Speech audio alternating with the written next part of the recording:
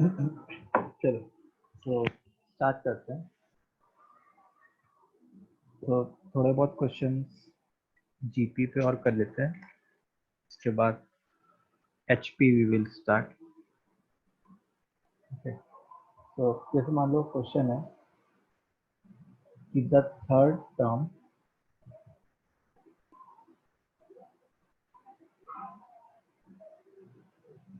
Of a GP is 2, then find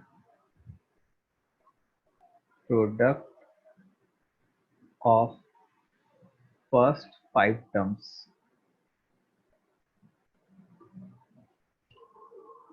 Then find product of first 5 terms.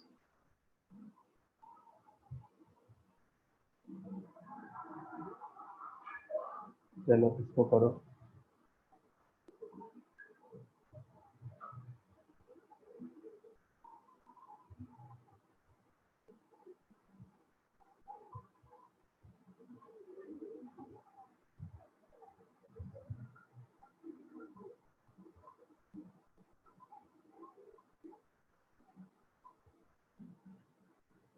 Sir आप chat में एक बार हाय लिख सकते हो।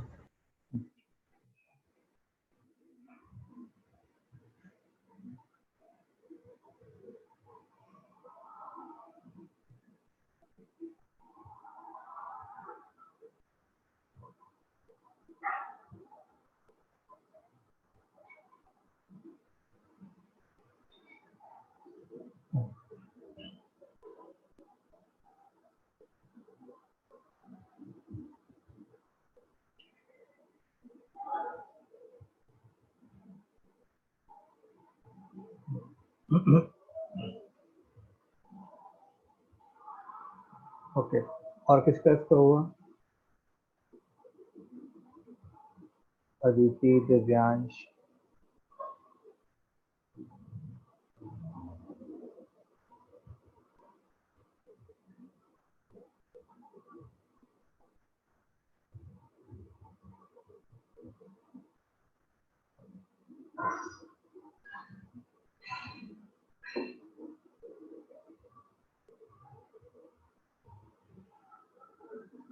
Mehta 32। Okay,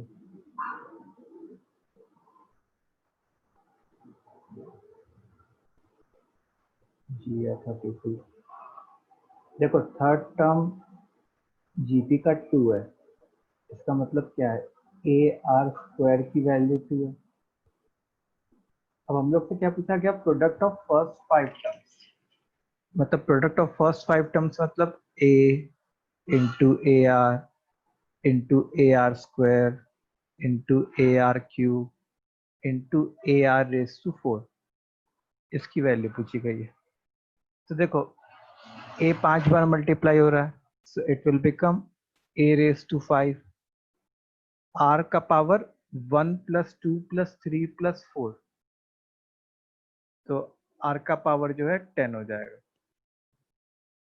means a r square whole raise to 5, और ए r square क्या है यहाँ पे? 2 है। So 2 whole raise to 5 which is 32, जो कि क्या है? 32। ठीक है। इतना समझ में आया सबको? जल्दी जल्दी कमेंट करो, ये क्वेश्चन क्लियर है? Yes sir. नेक्स्ट क्वेश्चन पे चले अपने। Yes sir. चलो नेक्स्ट क्वेश्चन देखो। Next question for us is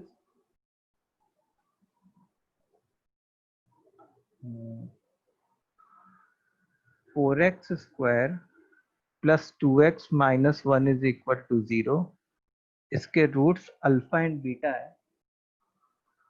then find value of summation r is equal to 1 से लेके infinity alpha raise to r plus beta raise to r।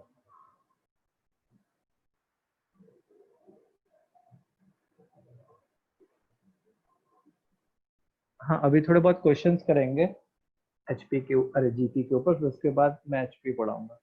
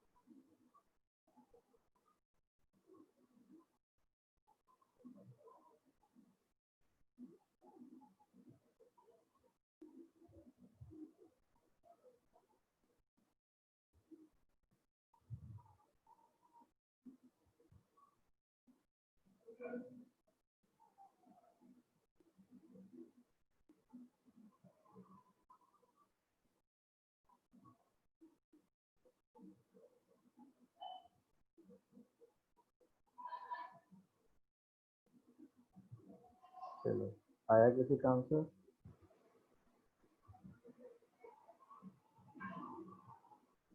Zero. Aditi का zero आया, दिव्यांश का जीरो आया।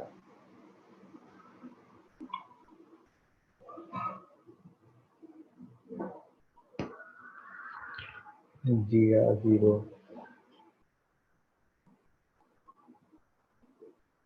चलो करते हैं। शारवरी, किरण जीरो। ओके अब देखो, जैसे अगर तुम इसकी अल्फा और पहले इस सीरीज को मैं एक्सपेंड करूं, समेशन का मतलब सबको पता है ना कि समेशन का मतलब क्या होता है। जैसे मान लो पहले मैंने आर की वैल्यू 1 पुट की, तो अल्फा प्लस बीटा बन जाएगा। उसके बाद आर की वैल्यू 2 पुट करते, तो alpha square plus beta square बन जाता, इसके बीच में प्लस। फिर 3 पुट करते, alpha cube plus beta cube बन जाता, एंड सो ऑन। ये ऐसे चलता चला जाता। अब हम लोग क्या करते कि अल्फा वाले टर्म्स को एक साथ ले लेते हैं और बीटा वाले टर्म्स को आपस में एक साथ ले लेते हैं। तो alpha plus alpha square plus alpha cube and so on, plus beta plus beta square plus beta cube and so on. ठीक है, तो सबसे पहली बात कि क्या ये एक जीपी है कि नहीं है, ये वाला ब्रैकेट। हाँ सब सर। लोग इतने Yes, sir. डाउन कर दे हो क्या? ये एक जीपी है। कैसी जीपी है? इनफाइनाइट जीपी है। अभी डिक्रीजिंग है कि नहीं है वो नहीं पता, सिमिलरली ये भी एक इनफाइनाइट जीपी है। अच्छा, हम लोग को तो जो फॉर्मूला पता है a/1 - r, वो किसका पता है? Sum of infinite Infinite decreasing GB. Decreasing GP. लेकिन डिक्रीजिंग जीपी के लिए कॉमन रेशियो क्या होना चाहिए? -1 से 1 के बीच में होना चाहिए कॉमन रेशियो, उसके बीच में। तो यहाँ पे कॉमन रेशियो एक तरीके से क्या है? अल्फा। और यहाँ पे कॉमन रेशियो क्या है? बीटा। तो एक बार मैं अल्फा और बीटा की वैल्यू निकालना चाहूंगा। 4x² + 2x - 1। तो अल्फा और बीटा की वैल्यू जो है वो क्वाड्रेटिक फॉर्मूले से -b ± √20/8। हाँ, तो -1 ± √5/4 आता है। अच्छा, √5 को से for the time being I right 2.3, तो -1 + 2.3/4 एंड -1 -2.3/4। तो देखो ये जो है ना 0.4 के अराउंड बनता, और ये जो है -0.8 के अराउंड बनता। समझ में आ रही है बात तुम लोग को? Yes, sir. तो क्या दोनों जो वैल्यू है, क्या is it between -1 and +1? Yes, sir. Yes, sir. हाँ, तो अब जाके मैं कॉन्फिडेंटली, सर क्या हुआ? सर कॉमन रेशियो आपने -1 to 1 चुना। क्योंकि देखो इनफाइनाइट डिक्रीजिंग जीपी का सम a/1 - r होता है। ठीक है, तो डिक्रीजिंग एंश्योर करूंगा तभी ना मैं आगे बढ़ सकता हूँ, और डिक्रीजिंग के लिए कॉमन रेशियो -1 से 1 के बीच में होता है। Okay sir. समझे? Yes sir. तो ये जो सम है से एस कह दिया, इसको ए की जगह अल्फा अपॉन 1 - अल्फा। सिमिलरली इसका सम बीटा अपॉन 1 - बीटा। ना से मैंने एलसीएम ले लिया 1 - अल्फा इंटू 1 - बीटा। अच्छा, क्वाड्रेटिक लिख के चलते हैं। 4x² + 2x - 1 है। अब ऊपर क्या आता है? Alpha plus beta -2 alpha beta. अच्छा, यहाँ पे अल्फा बीटा इसके रूट्स है। अल्फा प्लस बीटा क्या बन जाता? -2/4। और -2 अल्फा बीटा क्या बन जाता? +2/4। प्रोडक्ट ऑफ रूट से। ठीक है। अच्छा, नीचे कुछ भी हो, अब न्यूमरेटर तो क्या हो रहा है? 0 हो रहा है। इसका मतलब हमारा आंसर क्या आ गया? Answer is 0।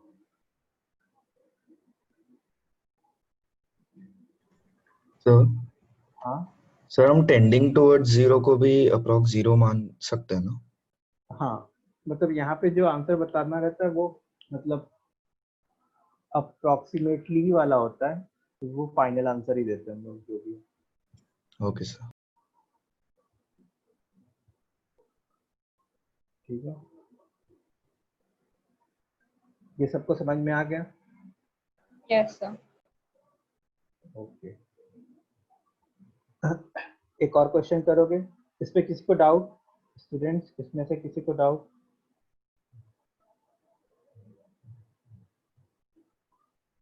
सर वो साइड में हम लोग ने 4x² + 2x - 1 को सॉल्व किया। सॉल्व इसलिए किया ताकि मैं रूट्स की जो वैल्यू है वो अल्फा और बीटा है। तो जैसे ये वाला जो जीपी है उसका कॉमन रेशियो अल्फा है, और इस वाले जीपी का कॉमन रेशियो बीटा है। सो टू एंश्योर यू या टू कन्विंस यू कि ये जो जीपी है वो इनफाइनाइट डिक्रीजिंग जीपी है। जब तक इनफाइनाइट डिक्रीजिंग जीपी ना हो तब तक हम लोग सम a/1 - r नहीं लिख सकते। तो इनफाइनाइट जीपी तो दिख रहा था अब डिक्रीजिंग प्रूफ करने के लिए हम लोग ने अल्फा और बीटा की अप्रोक्सीमेट वैल्यू निकाली to see that is it lying between -1 और 1, वो लाई कर रहा है कि नहीं। हाँ sir.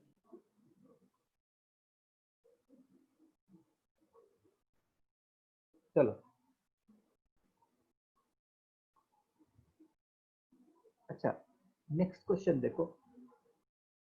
The next question is let sk is equal to summation of k is equal to 0 से infinity 1 upon, सॉरी k नहीं, यहाँ पे i होगा, I is equal to 0 से infinity 1 whole upon k plus 1 whole raised to I, ठीक है। then find summation of k is equal to 1 से लेके n तक k into sk, इसका ऑप्शन लिख लेता हूँ मैं, n into n plus 1 by 2, second option n into n minus 1 by 2, third option n into n plus 2 by 2, and fourth option n into n plus 3 by 2.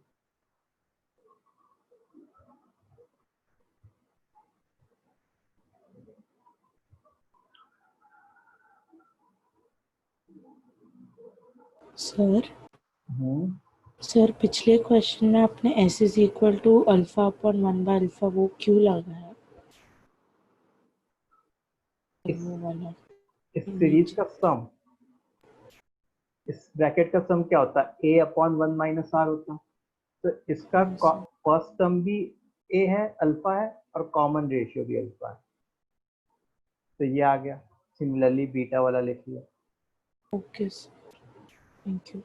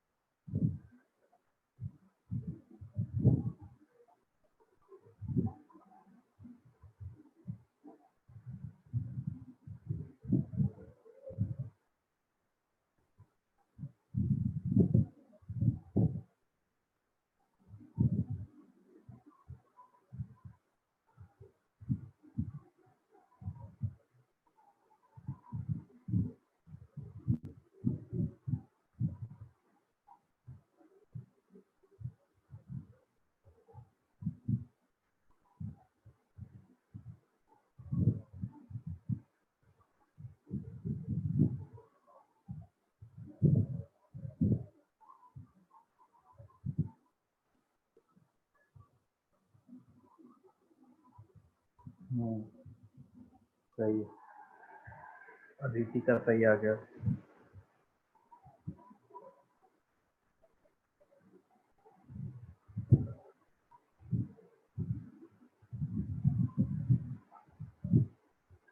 Yes, जिया का भी सही है, very good. तुम लोग में से कॉलेज एग्जाम्स भी है क्या? ठीक है, यूनिट टेस्ट नेक्स्ट मंडे से। इंटीग्रेटेड वाले हैं कोई? नहीं, हाँ सर। उनका कॉलेज एग्जाम नेक्स्ट मंडे से यूनिट टेस्ट है ना? हाँ सर, मंडे से है सर।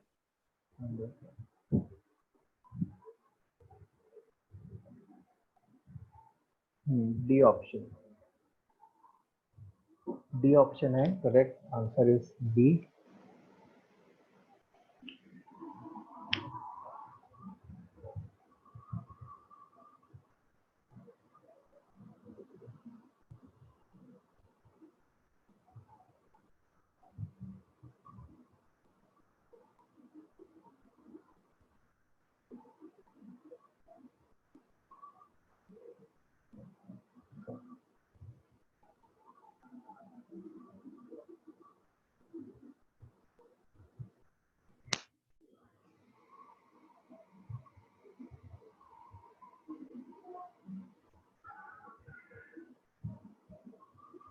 चलो सो करते हैं इस क्वेश्चन को। अब देखो एस के क्या है, summation i is equal to 0 से इंफिनिटी तक 1 upon k plus 1 whole raise to i. अब देखो इस समेशन को एक्सपेंड करोगे, सबसे पहले आई की वैल्यू 0 पुट किए, तो पावर में अगर 0 है तो वो चीज़ 1 बन गई, फिर 1 अपॉन के प्लस 1, तो next term 1 upon k plus 1 का whole square and so on. ठीक है, तो देखो ये इनफाइनाइट जीपी तो बन रही है। अब मैं ये कैसे कहूं कि वो डिक्रीजिंग है, बताओ।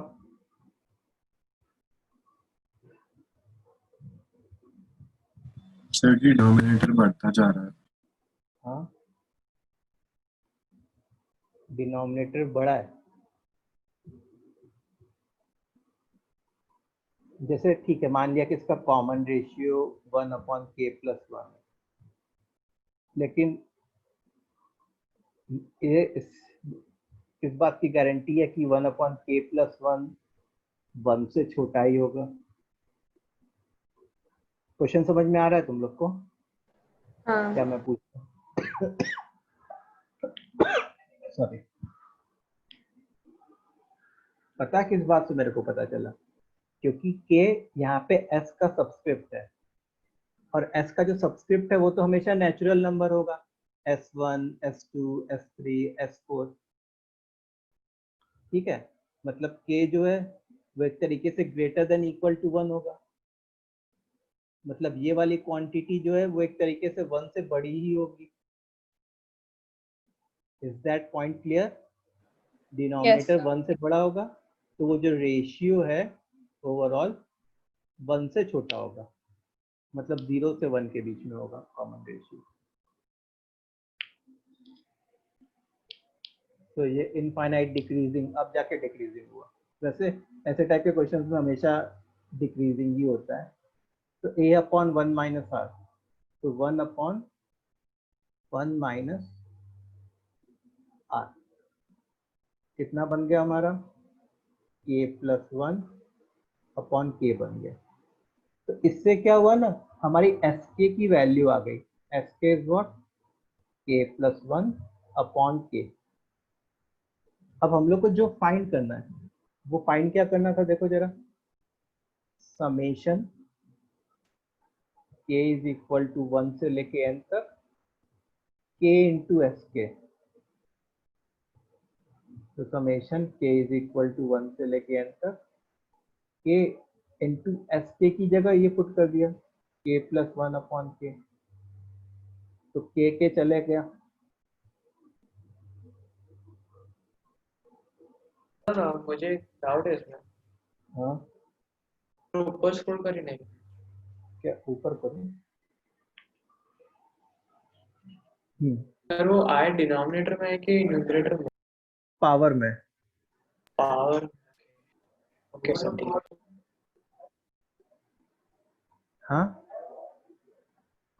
ठीक है। ठीक है,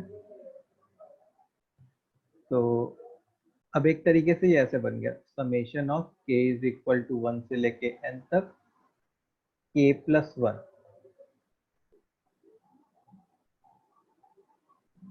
तो देखो k की वैल्यू एक बार 1 पुट किए होते तो 2 बनता, फिर 2 पुट किए होते तो 3 बनता, 3 पुट किए होते तो 4 बनता, ऐसे ही n प्लस 1 बन जाता। तो ये टोटल कितने टर्म्स हैं, n टर्म्स, जो कि AP में है।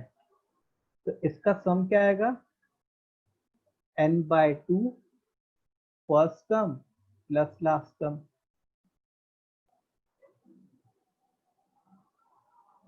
which means n/2 n plus 3।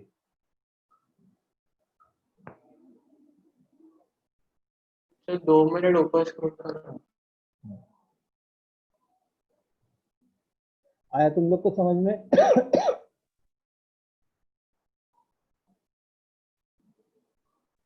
Sir आप एक और बार समझा देंगे? देखो सबसे पहले एसके के बारे में दिया हुआ है कि एसके ये है, तो सबसे पहली कोशिश क्या होगी कि एसके का जो एक्सप्रेशन है वो क्या आ रहा होगा वो फाइंड किया जाए। तो पहले मैंने एसके के ऊपर फोकस किया। एसके जो है summation i is equal to 0 से लेकर इन्फिनिटी तक 1/k+1 होल रेज टू आई। तो इसको अगर तुम एक्सपेंड करते, एक बार आई की वैल्यू 0 पुट करते तो 1/1 बनता, फिर आई की वैल्यू 1 पुट करते तो 1/k+1, फिर 1/k+1 का whole square and so on. अब ये एक इनफाइनाइट डिक्रीजिंग जीपी बन रही है, तो इसका सम क्या होगा a/1 माइनस आर, मतलब 1 whole upon 1 minus 1/k+1, so this will become k+1/k। तो sk जो है वो ये आ गया k+1/k। ठीक है, अब हमको एक्चुअल में, हम लोग को तो एक्चुअल में ये फाइंड करना है summation k is equal to 1 से लेके n तक k इंटू एस के। तो अब ये देखो summation k is equal to 1 से लेके n तक k इंटू एस के। अच्छा एस के मेरा जो ये आया वो मैंने यहाँ पे पुट किया इसकी जगह, तो k+1/k, तो k और k कैंसिल हो गया। तो एक तरीके से क्या बचा, summation k is equal to 1 से लेके n तक k+1। अब जैसे k की वैल्यू 1 डाली तो 2 बना, फिर 2 डालते तो 3 बनता, ऐसे k की लास्ट वैल्यू डालते तो n+1 बन जाता। तो ये एक AP का सम है, n टर्म्स ऑफ AP। तो वो क्या हो गया n/2 number of terms by 2, first term plus last term, तो 2 + n+1, तो n/2 into n+1।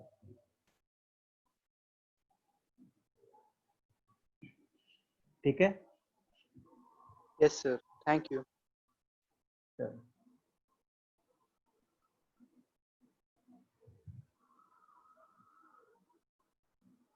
आगे बढ़ते हैं। तो ये कुछ क्वेश्चंस हो गए हमारे जीपी से related.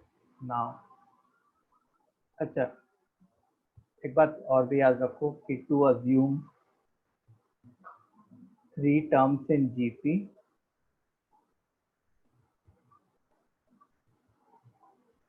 we can assume them as A by R, A and AR when information regarding product of them is known। ठीक है, अगर इन तीनों के प्रोडक्ट के बारे में इंफॉर्मेशन दी हुई हो, 3 terms of GP, the product of 3 terms of GP is this, तो उसमें क्या करो कि 3 टर्म्स को ऐसे अज्यूम कर लिया करो। उससे क्या होगा कि तुम्हारी ए की वैल्यू डायरेक्टली आ जाएगी। समझ में आई बात। और अगर ऐसे इन नॉर्मल अज्यूम करना है,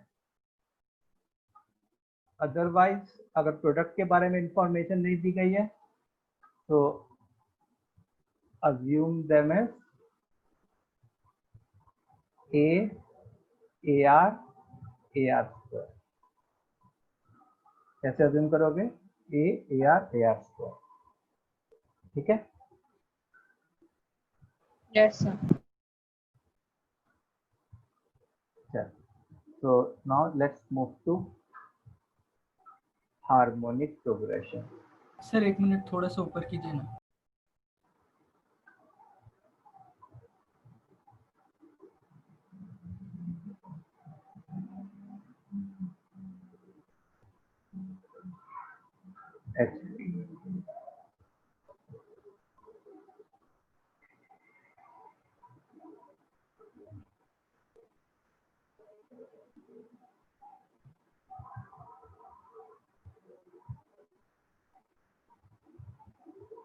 done sir.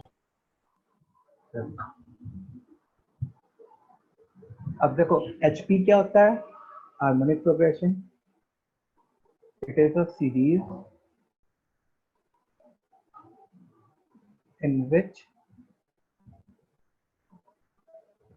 reciprocal of terms results in AP. ठीक है, ऐसी सीरीज जिसमें रेसिप्रोकल ऑफ टर्म्स, अगर सारे टर्म्स को रेसिप्रोकल कर दें और वो AP में बन जाए. जैसे मान लो एग्जांपल 1/2, 1/5, 1/8 एंड सो ऑन. ये एक सीरीज है. सारे टर्म्स को रेसिप्रोकल कर दो तो क्या बनेगा? 2, 5, 8 एंड सो ऑन. तो रेसिप्रोकल करने के बाद जो सीरीज बनी वो क्या बनी? AP बनी. इसका मतलब जो ओरिजिनल सीरीज है वो क्या है हमारी? HP है. The original series is HP. इतनी बात समझ में आ गई? Yes sir. ओके. तो अगर तुम सोचो कि अगर मेरे को HP का nth टर्म निकालना है तो मेरे को क्या करना चाहिए? What should I do? Sir AP का nth 1/AP का का रेसिप्रोकल। हाँ, पहले तो क्या करो, जो गिवन HP है उसको रेसिप्रोकल कर दो तो उससे उस HP के करस्पॉन्डिंग AP आ जाएगी. उस AP का nth टर्म निकाल लो. AP का nth टर्म कैसे निकालते हैं? AP के nth टर्म वाले फॉर्मूले से a + n-1 × d. ठीक है. अब जो nth टर्म ऑफ AP आया उसको रेसिप्रोकल कर दो तो उससे तुम्हारा क्या आ जाएगा? You will be getting the nth term of HP. ठीक है. So to find nth term of HP, first find nth term of its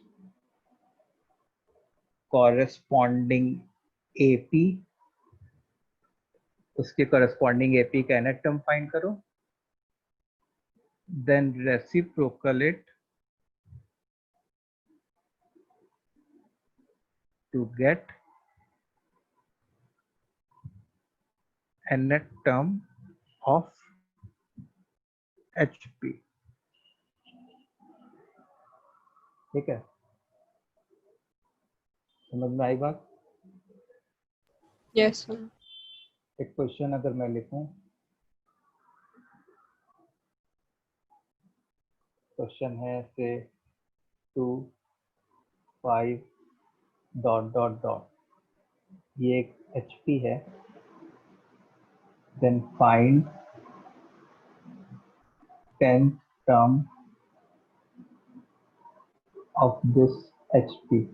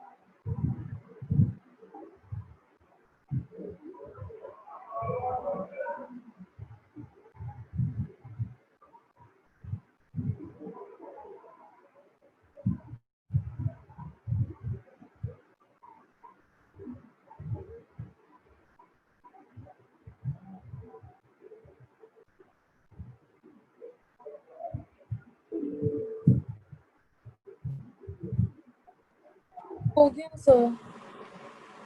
हो गया? चलो -2/5 आ रहा है। माइनस 2/5। नहीं, तो माइनस 10 -5 बाई by 11 आ रहा है। -5/11। सही है, -5/11 आ रहा है।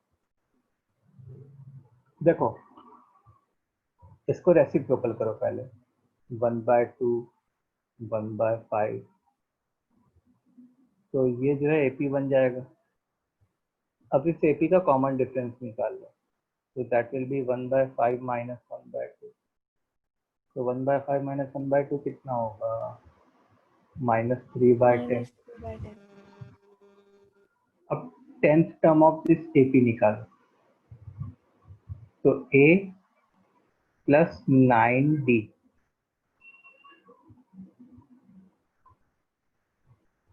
तो 5 माइनस 27, मतलब -22/10, मतलब एक तरीके से -11/5। ठीक है, so 10th term of the corresponding HP will be -5/11। ये अपना आंसर होगा। समझ में आया?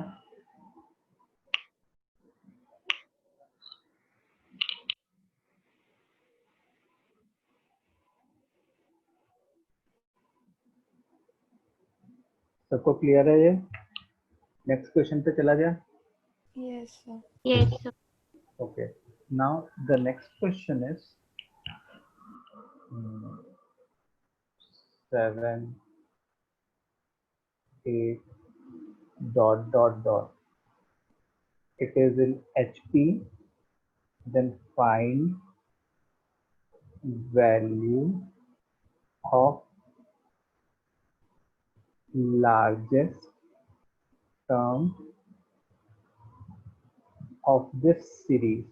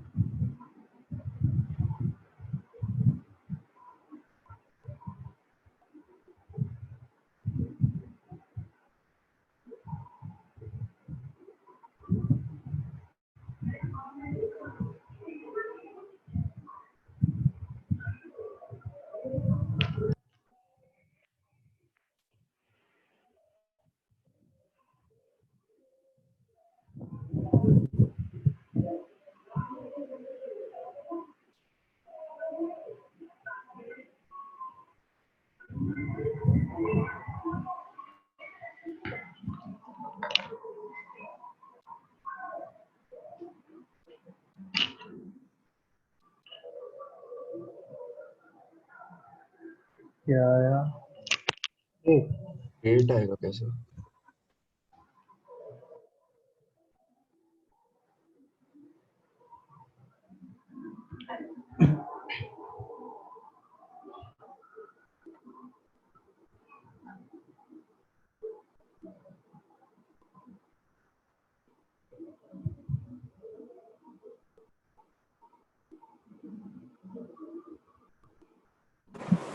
सर 56 होगा क्या? 56 देखना पड़ेगा, कैलकुलेट करता हूँ कैसे कैसे लगेगा। चलो देखो ये HP है, तो इसका जो रेसिप्रोकल है वो किसमें होना चाहिए? AP में होना चाहिए। ठीक है, अब देखो इस सीरीज का जो कॉमन डिफरेंस है 1/8 minus 1/7 that is -1/56। Common difference negative है, इसका मतलब क्या हो रहा होगा कि ये जो AP है वो डिक्रीज कर रही होगी। अच्छा, AP अगर डिक्रीज कर रही है तो कभी ऐसा सिनारियो आएगा जब आखिरी बार पॉजिटिव टर्म आएगा और उसके बाद फिर पहली बार नेगेटिव, फिर नेगेटिव आते जाएंगे आते जाएंगे आते जाएंगे। इतनी बात से सब लोग अग्री करेंगे? Yes sir. Yes sir. अच्छा, जो लास्ट पॉजिटिव टर्म इस AP का होगा वो होगा least positive term of this AP, least positive term of this AP। ठीक है, तो इसका जो रेसिप्रोकल होगा, इसी का जो रेसिप्रोकल होगा वही एक तरीके से हमारा लार्जेस्ट टर्म ऑफ HP होगा क्या?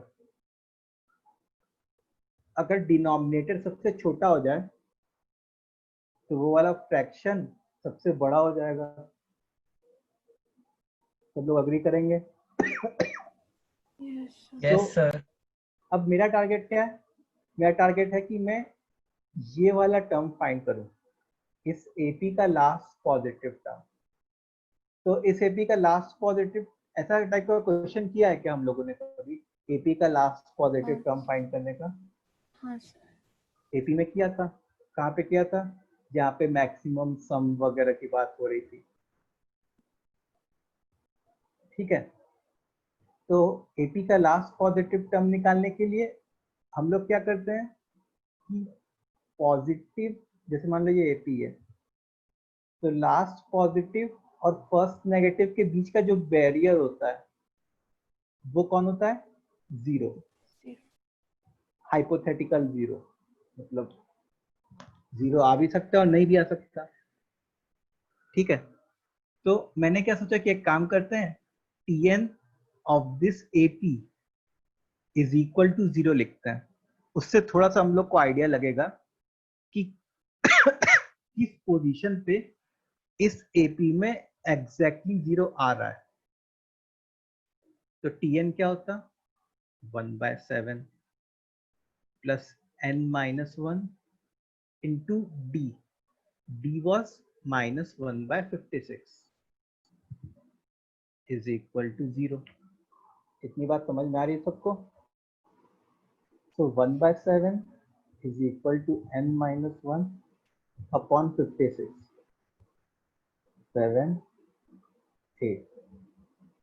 तो n is equal to 9 आ गया। n is equal to क्या आ गया? 9 आ गया। ओके, लिखा है n की वैल्यू 9 आ गई। अच्छा, मतलब इस सीरीज का 9th टर्म 0 हो रहा होता, इस HP का 9th टर्म 0 हो रहा होता, सॉरी AP का 9th टर्म 0 हो रहा होता। मतलब एक तरीके से HP का 9th टर्म डिफाइंड ही नहीं हो रहा होता, HP का 9th टर्म डिफाइंड ही नहीं हो रहा होता। मतलब जो 8th term of this AP होता वो लास्ट पॉजिटिव टर्म होता। समझ में आ रहा है? आप एक बार और रिपीट करो ना सर। मैंने क्या कहा कि मैं ये जानना चाह रहा हूँ कि इस AP का कौन सा पोजीशन वाला टर्म 0 हो रहा है। तो AP के लिए Tn इज इक्वल टू 0 लिखा। AP का फर्स्ट टर्म 1/7 था और कॉमन डिफरेंस -1/56 था। तो 1/7 plus n-1 times D -1/56। Is equal to 0। तो इससे तुम्हारी n की वैल्यू 0 आ गई, सॉरी n की वैल्यू 9 आ गई। इसका मतलब 9th टर्म जो है इस AP का 0 होता, तो 8th टर्म जो होता वो लास्ट पॉजिटिव टर्म होता। तो अब इस AP का 8th टर्म क्या होता? तुम ऐसे भी सोच सकते हो कि क्योंकि इसका कॉमन डिफरेंस -1/56 है, इसका मतलब ये T8 एक तरीके से 1/56 हो रहा होगा, तभी तो 0 माइनस 1/56 जो है -1/56 होता है। या तुम a + 7d से भी निकाल लेते, उससे भी तुम्हारा T8 AP का 1/56 आ रहा होता। ठीक है, तो एक तरीके से T8 HP का क्या आ रहा होता? 8th टर्म ऑफ HP 56, और यही जो है largest term of this HP होता है। सर एक और बार बता सकते हैं टर्म 8 के बाद से आपने क्या बोला? टर्म 8 के बाद मैंने ऐसे सोचा कि चलो भाई टर्म 8 अब क्या है उसकी वैल्यू निकाले, तो T8 is equal to A + 7D। तो जो A की वैल्यू थी विच इज 1/7 वो पुट कर दी और 7D पुट कर दिया, उससे T8 जो है वो 1/56 आ जाता। ठीक है, तो 8th term of AP is 1/56, तो 8th टर्म ऑफ HP क्या हो जाता? 56 हो जाता, reciprocal, which is the largest term of this HP।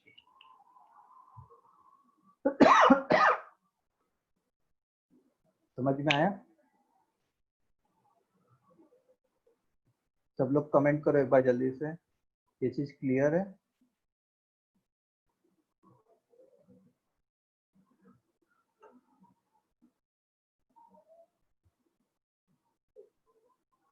Sir और कोई मेथड है क्या इसको करने के लिए?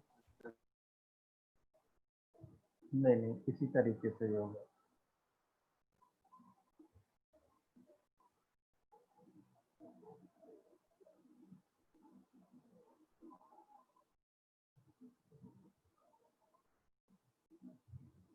चलो, तो आगे बढ़ा जाए हम लोग।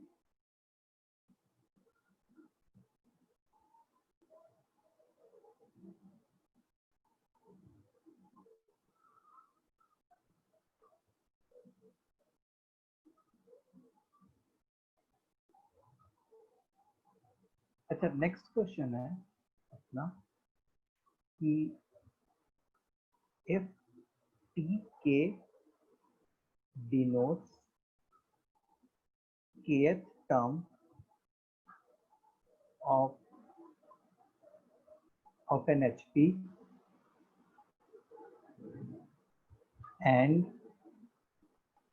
T2 upon T6 is equal to 9, then find T10 upon T4,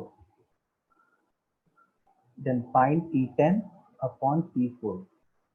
options लिख लो, 17/5, 5/17, 7/19, 19/7।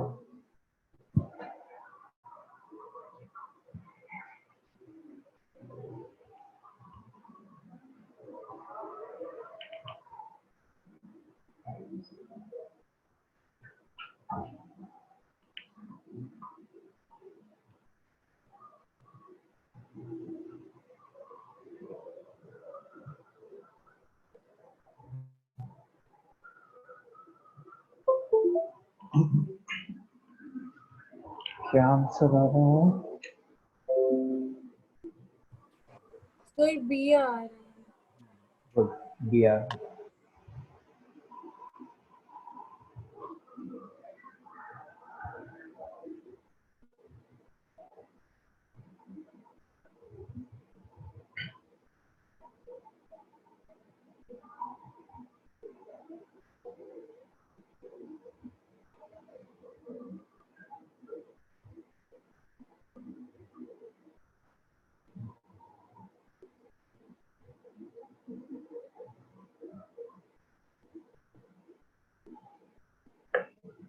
सो क्या कह रहा था मैं कि एचपी के क्वेश्चंस, जो एचपी के nth टर्म वाले क्वेश्चंस होते हैं, वो कैसे सॉल्व होते हैं? उसकी करस्पॉन्डिंग एपी में कन्वर्ट करके। तो जैसे कैपिटल टी वाली सीरीज को मैंने एचपी वाली सीरीज कह दिया, और टी डैश वाली सीरीज को मैंने एपी वाली सीरीज कह दिया। मतलब अगर टी डैश लिखा है मतलब वो एपी का, जैसे टी डैश टू लिखा अगर मैंने, तो वो उसकी करस्पॉन्डिंग, जो एचपी की करस्पॉन्डिंग एपी है, उसका सेकेंड टर्म होता है। ठीक है, एंड सो ऑन। ठीक है, तो एपी का जैसे फर्स्ट टर्म मान लो ए लिख लिया और कॉमन डिफरेंस टी लिख लिया। Now see what we have, T2 upon T6 is equal to 9। तो एक तरीके से हम लोग ऐसा लिख सकते हैं क्या कि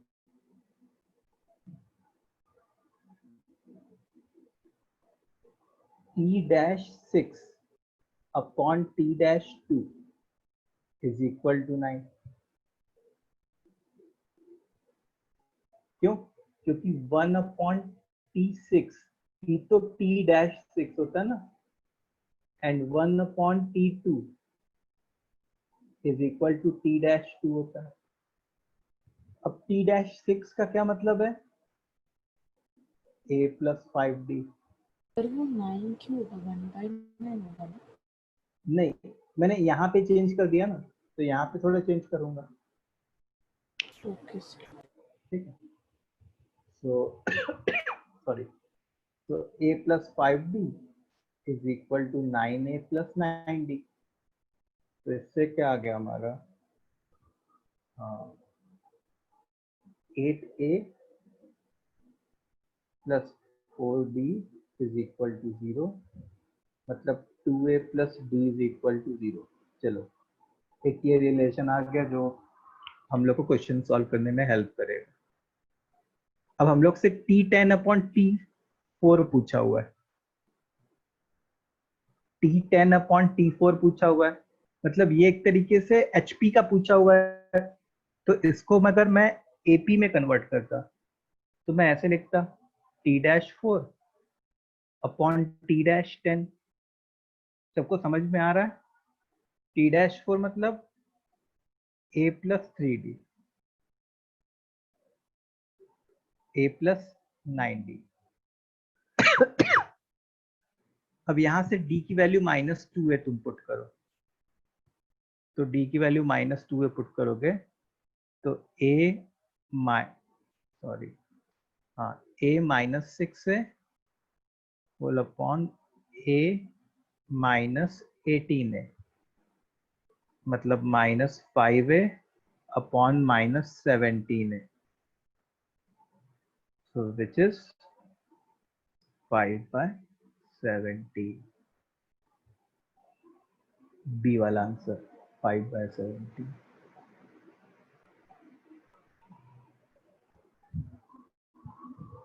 ठीक है, ये क्वेश्चन समझ में आया तुम लोग को? Yes sir. किसी को डाउट, किसी बच्चे को? बोलना चाहते आगे बढ़ा जाए हम लोग फिर? Yes sir. चल आगे बढ़ते हैं जल्दी से।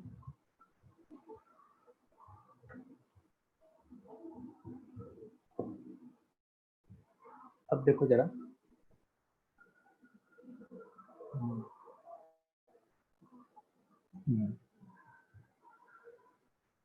तो एक मतलब थोड़ा थ्योरी टाइप का लिख रहे हैं। नेक्स्ट पॉइंट, सो एक छोटा सा कंसेप्ट डिस्कस करने जा रहे हैं हम लोग एचपी से लेके। अच्छा, एचपी के सम का कोई फॉर्मूला नहीं होता है, there is no formula for sum of HP. तो उस पे कोई क्वेश्चंस बनते नहीं है कोई क्वेश्चन नहीं, कभी क्वेश्चन आएंगे ही नहीं। सम ऑफ एचपी पे कोई क्वेश्चन नहीं आएंगे, उसका कोई फॉर्मूला नहीं। ठीक है, तो उसकी बात हम लोग करेंगे भी नहीं। जैसे मान लो let a1 a2 a3 till an are in HP. ठीक है, ये लोग एचपी में है। इसका मतलब क्या होगा कि इनके जो रेसिप्रोकल्स हैं वो कितने होंगे?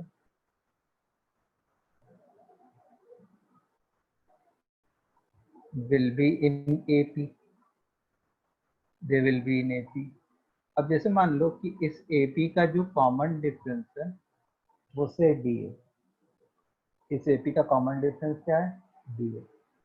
तो हम लोग ऐसा लिख सकते हैं कि 1/a2 minus 1/a1 dx, which means a1 minus a2 whole upon a1 a2 dx। अब इसको पोजीशंस को इंटरचेंज कर दो। a1 इंटू a2 जो है वो क्या हो गया? a1 minus a2 whole upon d। ये a1 इंटू a2 होगा। तो अगर तुम इस चीज को एनालाइज करो, if you analyse this thing, so यहाँ पे क्या हो रहा है कि इधर product of two terms of HP लिखा हुआ है और इधर जो है क्या लिखा हुआ है? Difference of two terms of HP, और नीचे एक कॉमन डिफरेंस वाला टर्म है डी वाला। ठीक है, अच्छा जैसे मान लो मैं 1/a4 माइनस 1/a2 लिखता, 1/a4 माइनस 1/a2 में लिखता, तो वो क्या बनता? कनेक्ट हो गया, थोड़ा सा ऊपर जा सकते हैं क्या? तो वो जो नो एनपी वाला, हाँ ये आप क्या एक्सप्लेन कर रहे थे? से एक और बार बस कर दीजिए। देखो जैसे मान लो a1 a2 a3 an ये लोग एचपी में है, तो इनके रेसिप्रोकल्स जो है वो कितने होंगे? एपी में होंगे। मान लो कि उस एपी का जो कॉमन डिफरेंस है वो डी है। इसका मतलब क्या हुआ? डी की वैल्यू क्या हो गई? This minus this 1/a2 minus 1/a1। अगर तुम एलसीएम लोगे तो you will be getting a1 minus a2 whole upon a1 a2 is equal to D. तो यहाँ से क्या क्या? a1 into a2 is equal to a1 minus a2 whole upon D. So यहाँ पे दो टर्म्स का प्रोडक्ट है, product of two terms of HP, और यहाँ पे क्या लिखा है? Difference of two terms of HP. तो ये वाला जो रिलेशन है जो मैंने येलो कलर से मार्क किया हुआ है, वो एक तरीके से प्रोडक्ट ऑफ टू टर्म्स को डिफरेंस ऑफ टू टर्म्स में कन्वर्ट करने में हेल्प कर रहा है। सर वो product of two terms of AP होना चाहिए ना? एचपी a1 a2 मैंने क्या माना है? एचपी माना है ना। पर कॉमन डिफरेंस तो एपी का होगा ना? हाँ, कॉमन डिफरेंस एपी का है, लेकिन ये जो प्रोडक्ट लिखा है वो एचपी के टर्म्स का प्रोडक्ट लिखा है। ये जो डी है that is common difference of AP. ठीक है सर, मतलब आपने जो भी कैलकुलेशंस किए ना जो आगे वो एपी के, तो वो ए वाले एक्सप्रेशन पे कुछ रिफ्लेक्ट नहीं होगी क्या? क्या कह रहे हो? जो आपने जो आगे कैलकुलेशंस किए ना, जो एपी के टर्म्स में किए आपने, हाँ एपी के टर्म्स में किया कैलकुलेशन तो हम लोग हमेशा एपी के टर्म्स में ही करते हैं, ठीक है। लेकिन मैंने क्या कहा, मैंने तो ये माना ना कि A1 A2 A3 ये लोग HP में है, फिर उनके रेसिप्रोकल्स AP में है, उस AP का कॉमन डिफरेंस D मान लो। तो D को मैंने क्या लिखा, 1/A2 माइनस 1/A1। क्या मैंने D को A2 माइनस A1 लिखा क्या? 1/A2 माइनस 1/A1 लिखा। तो उसको सिंप्लीफाई होने पे क्या आया, A1 minus A2 whole upon A1 A2 is equal to D। It means A1 into A2 is equal to A1 minus A2 whole upon D। तो ये A1 A2 जो है वो HP के दो टर्म्स है, ओके और सर। ये जो D है वो उस HP की करस्पॉन्डिंग जो AP बनती उसका कॉमन डिफरेंस है। इसका यूज क्या होगा अभी हम आगे देखेंगे। हाँ ये जो दो टर्म्स है वो कोई भी दो टर्म्स हो सकते हैं ना? हाँ, कोई भी दो टर्म्स हो सकते हैं। ऐसे कोई नहीं कंसेक्यूटिव होना चाहिए। नहीं, जैसे मैं यहाँ पे तुमको देखो दिखा रहा हूँ 1/A4 minus 1/A2, 1/A4 minus 1/A2, तो ये 2D के बराबर होना चाहिए। मतलब A2 minus A4 upon A2 into A4 is equal to 2D। Therefore A2 into A4 is equal to A2 minus A4 whole upon 2D। अब देखो pattern, देखो कैसे याद करना है।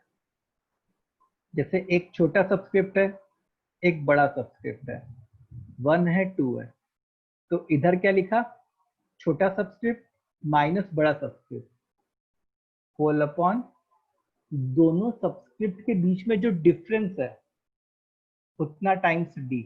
जैसे दोनों सबस्क्रिप्ट के बीच में 1 का डिफरेंस है तो D। यहाँ पे देखो A2 इंटू A4 है, तो छोटा सबस्क्रिप्ट कौन सा है, A2, तो A2 minus A4 whole upon दोनों सबस्क्रिप्ट के बीच का डिफरेंस कितना है, 2 है, तो 2D। जैसे मान लो मेरे को लिखना है A3 इंटू A9, तो इसको मैं क्या लिखूंगा, A3 minus A9 whole upon दोनों सबस्क्रिप्ट के बीच का डिफरेंस 6 है। तो सबस्क्रिप्ट को सब्ट्रैक्ट नहीं, डिफरेंस निकालना है, and difference is always a positive quantity. A3 sir minus A9, अगर 9 के प्लेस में 3 होता और 3 के प्लेस में 9 होता तो क्या होता? तो माइनस 6D होता या 6D होता? कहाँ पे 3 के प्लेस में 9 होता है? मतलब आपने जो एग्जांपल दिया ना A3 इंटू A9 वाला। हाँ, तो अगर तुम A9 इंटू A3 लिखोगे, हाँ, उस तरफ जब तो A9 माइनस A3 होगा। हाँ, तो हम यहाँ से यहाँ जाने की बात कर रहे हैं ना। हाँ सर। तो जब A9 इंटू A3 लिख लिया तो छोटा सबस्क्रिप्ट तो ये है ना, तो A3 minus A9 whole upon दोनों सबस्क्रिप्ट के बीच का डिफरेंस 6D। या फिर तुम A9 माइनस A3 लिखना चाहते तो फिर वो वहां पे यहाँ पे माइनस एक आ जाता, माइनस साइन। तो वो जो नीचे जो आएगा वो हमेशा पॉजिटिव रहेगा सर? वो डिपेंड करता है, मतलब हम लोग क्या फाइंड करने जा रहे हैं। लेकिन सर लाइक मैं समझ नहीं पाया नीचे, जैसे कि अगर हमें सब्ट्रैक्ट किससे किससे करना है, मतलब पहले बड़े वाले से छोटे वाला करना है या मतलब ऑर्डरली करना है सर? छोटा सबस्क्रिप्ट माइनस बड़ा सबस्क्रिप्ट। देखो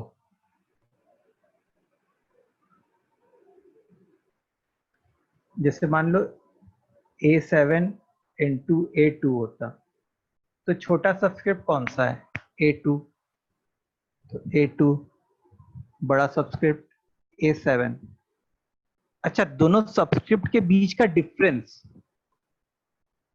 तो सबस्क्रिप्ट के बीच का जो डिफरेंस होता है, किसी भी नंबर के बीच का जो डिफरेंस होता है वो तो हमेशा पॉजिटिव ही होता है, तो वो 7 माइनस 2 मैं 5 ही लिखता। 5D।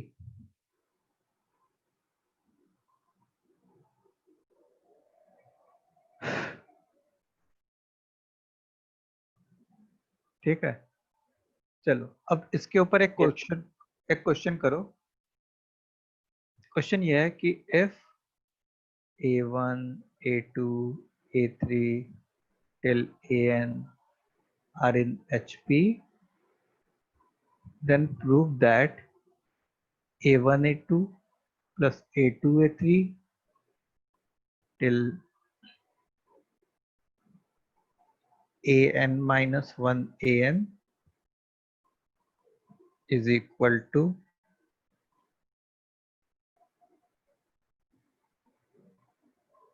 N minus 1 into A1 AN।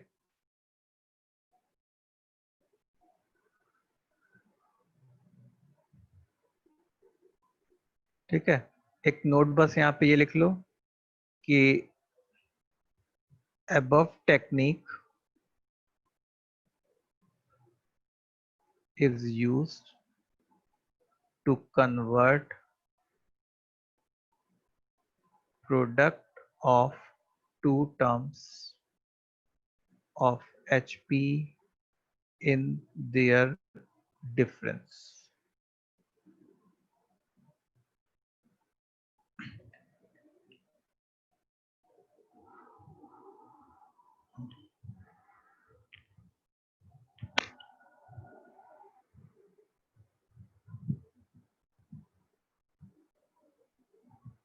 Sir वो नोट एक बार दिखा दीजिए ना।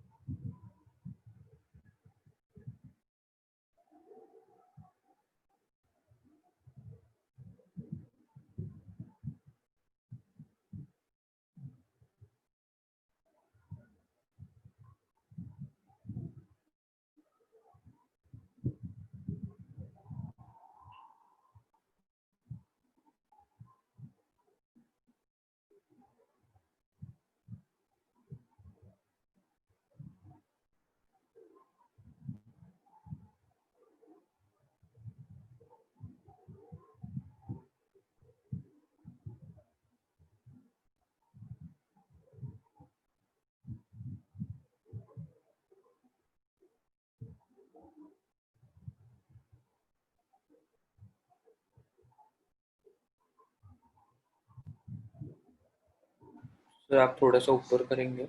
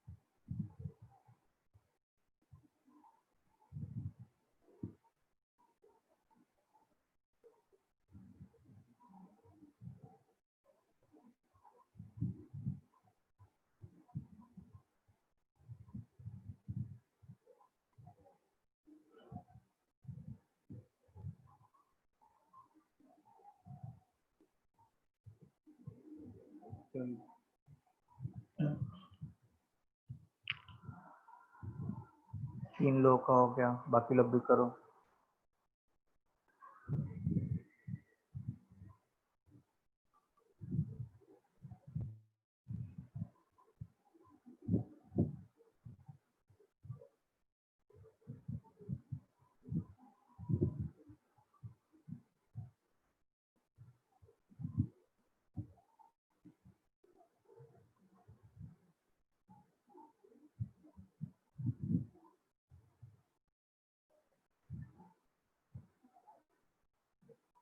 चलो सब करते हैं।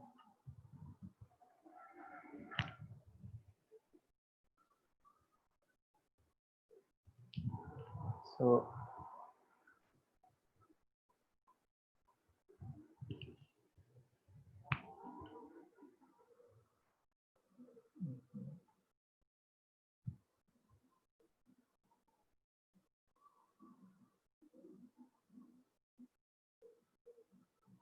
हाँ, तो जैसे a1 इंटू a2 है, तो इसको हम लोग क्या लिख सकते हैं, a1 minus a2 upon D. फिर a2 इंटू a3 को a2 minus a3 upon D. फिर a3 minus a4 upon D. ऐसे ही आखिरी में an minus 1 minus an whole upon D.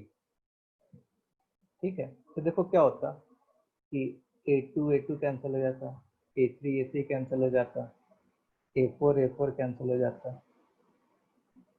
an sir ये जो आपने एक्सपांड किया ना वो एपी में कि एचपी में होगा? क्या आपने जो ये एक्सपांड करके लिखा ना सर, a1 इंटू a2 और a2 इंटू a3, हाँ वो एचपी में होगा कि एपी में होगा? नहीं, a1 इंटू a2 किसी में नहीं होगा। दो HP के प्रोडक्ट्स, मतलब HP के दो टर्म्स के प्रोडक्ट ऐसे कुछ किसी में भी नहीं होते। ठीक है, तो मैं ऐसा नहीं कह सकता कि ये जो है HP में होंगे, ऐसा कुछ नहीं। देखो हमको इसमें लाइन ऑफ थिंकिंग क्या है कि product of two terms of HP है, उसको हम लोग डिफरेंस में क्रिएट कर दे रहे हैं, ये लाइन थिंकिंग है। तो देखो ये क्या बन गया, a1 minus an whole upon D. अच्छा, अगर तुम देखो हम लोग को जो प्रूफ करना है उसमें d का तो कोई सिग्निफिकेंस ही नहीं है, d तो आ ही नहीं रहा है, और a1 इंटू an आ रहा है। तो एक काम करते हैं, अपने मन से a1 इंटू an लिखते हैं कि वो होता क्या आखिर।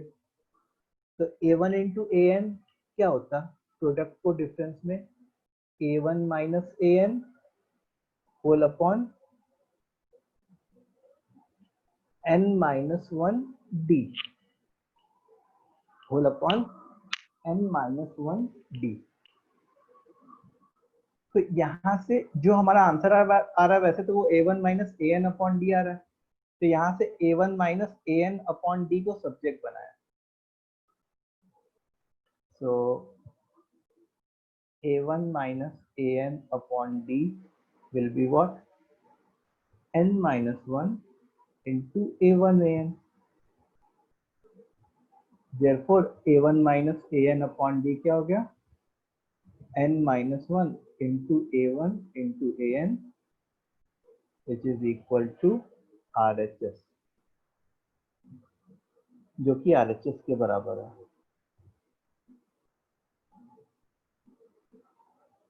ठीक है, इतना समझ में आया सबको? Yes, sir. Yes, sir.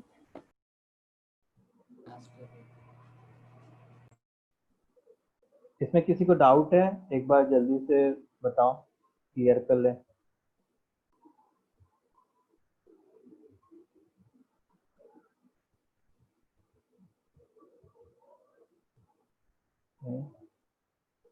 n minus 1 कैसे आया, n माइनस 1 जो है ना, देखो इन दोनों सबस्क्रिप्ट के बीच का डिफरेंस, ये सबस्क्रिप्ट और ये सबस्क्रिप्ट, तो ऑब्वियस सी बात है n बड़ा है 1 से, तो इन दोनों का डिफरेंस क्या होता है, n माइनस 1 टाइम्स d।